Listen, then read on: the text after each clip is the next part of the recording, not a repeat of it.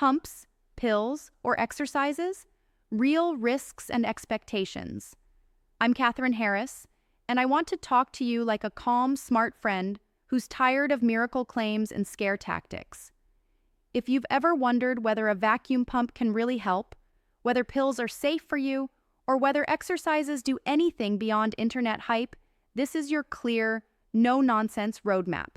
My goal isn't to sell you on one method. It's to set your expectations correctly so you can protect your health, improve your function, and feel more confident in your body. Let's start with a reality check that takes the pressure off. Your sexual performance is not a single switch you either have or don't have. It's a system made of blood flow, nerves, muscles, hormones, and mindset.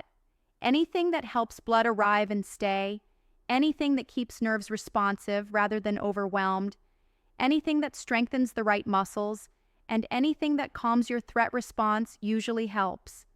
Anything that promises permanent size changes in days, anything that ignores your medical context, or anything that requires pain to prove it's working usually hurts.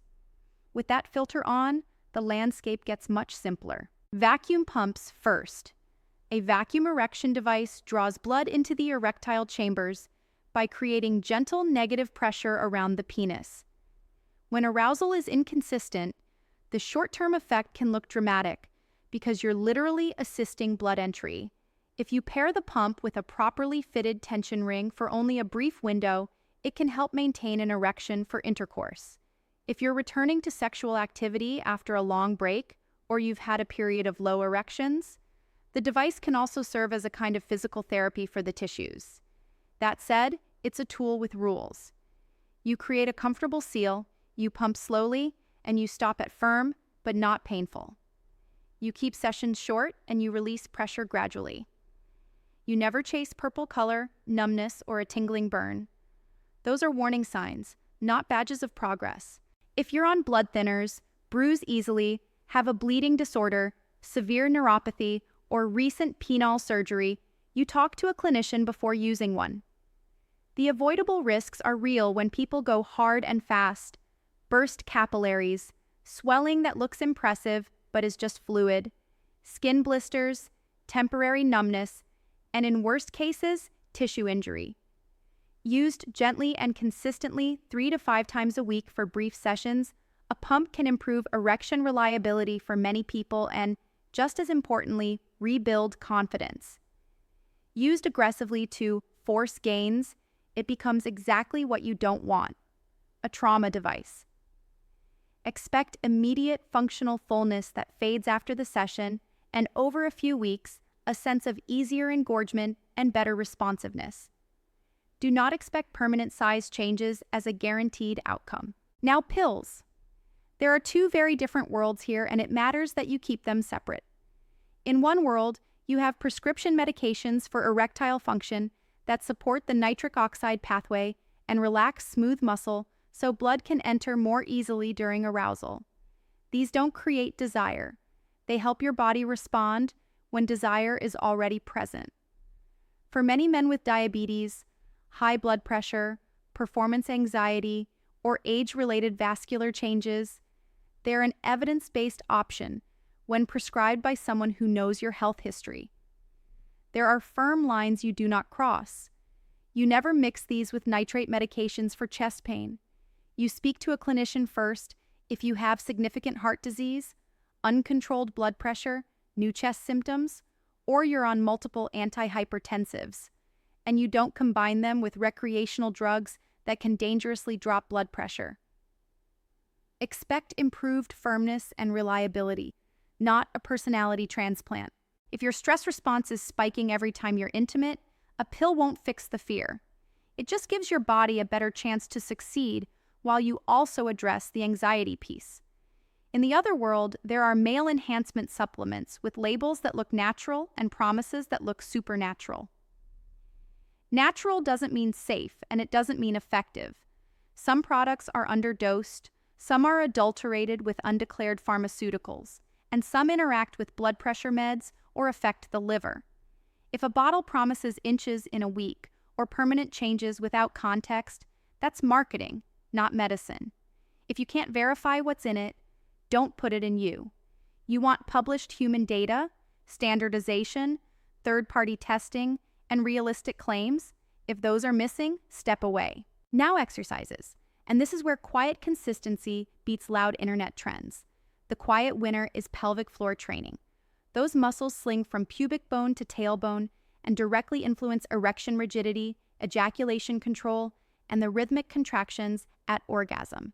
When you strengthen and coordinate them, many men report firmer erections, better control over timing, and less leakage. The trick is doing the right squeeze. Imagine you're gently lifting the base of the penis and closing around the anus without squeezing your abs or holding your breath. That's the movement. Start lying down if needed so you're not fighting gravity.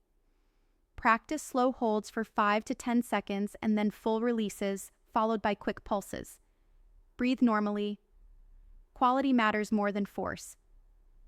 Over 4 to 8 weeks, progress the number of holds and pulses and perform them standing or during daily activities so your nervous system learns to recruit those muscles at the right time.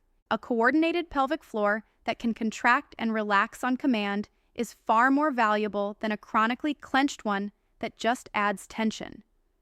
The loud pretender is any aggressive squeezing and stretching routine that treats pain and bruising as proof that change is happening. Your erectile chambers are wrapped in a tough fiber sheath that gives rigidity. Repeated high-pressure trauma doesn't remodel that tissue in a healthy way. It risks inflammation, scarring, curvature, and weaker erections. Some people mistake temporary swelling for improvement. Others end up in months of management they never needed. If a method requires pain to work, it's not training. It's injury. Let's turn this into a simple, realistic plan you can actually follow. For the next 2 weeks, think of it as a nervous system and blood flow reset. Prioritize sleep because testosterone rhythm, nerve sensitivity, and vascular function care about your pillow more than any hype video. Cut back alcohol before intimacy. It's a muscle relaxant for your mood and your erection. Do 5 minutes of breath pacing or a short wind-down routine so your body isn't entering intimacy in fight or flight.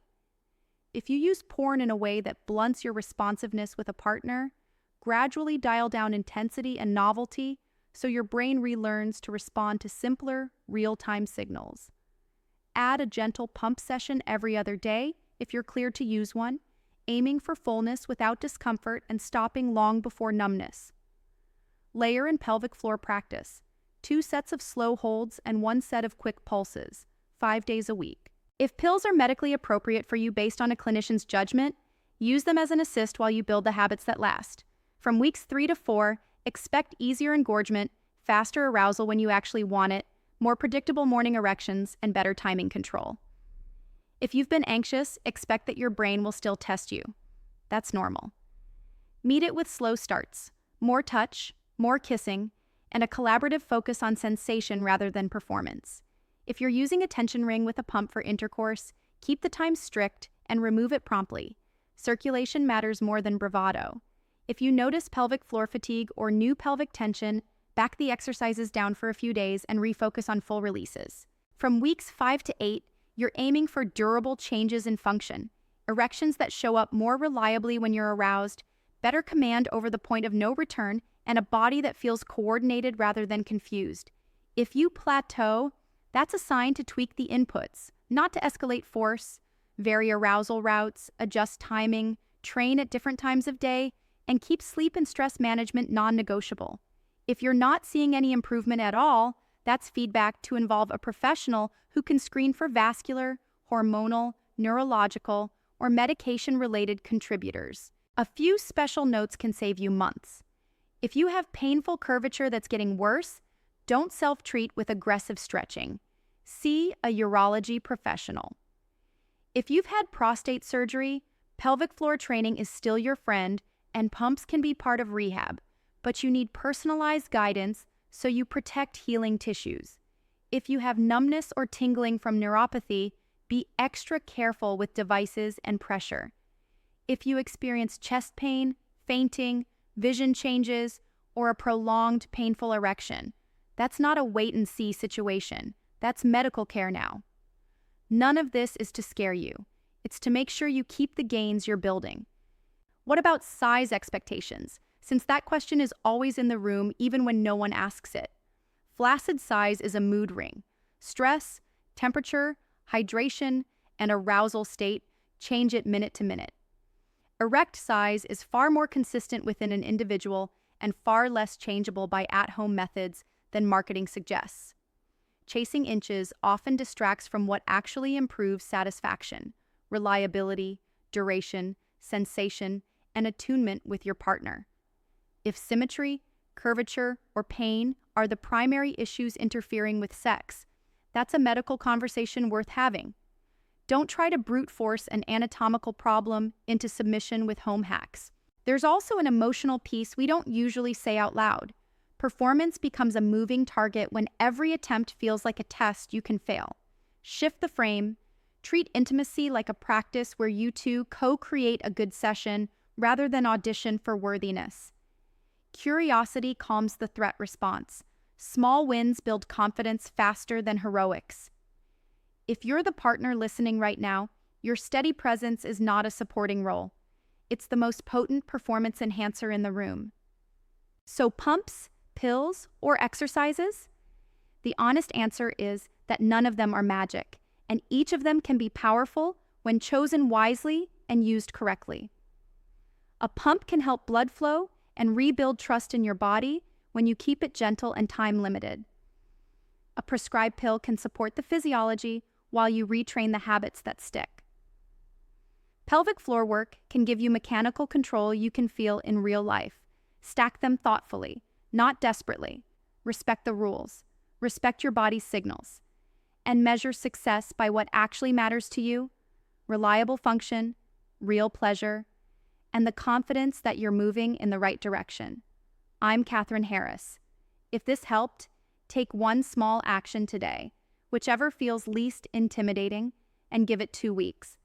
Your body is designed to adapt when you give it the right inputs and the right kind of patience.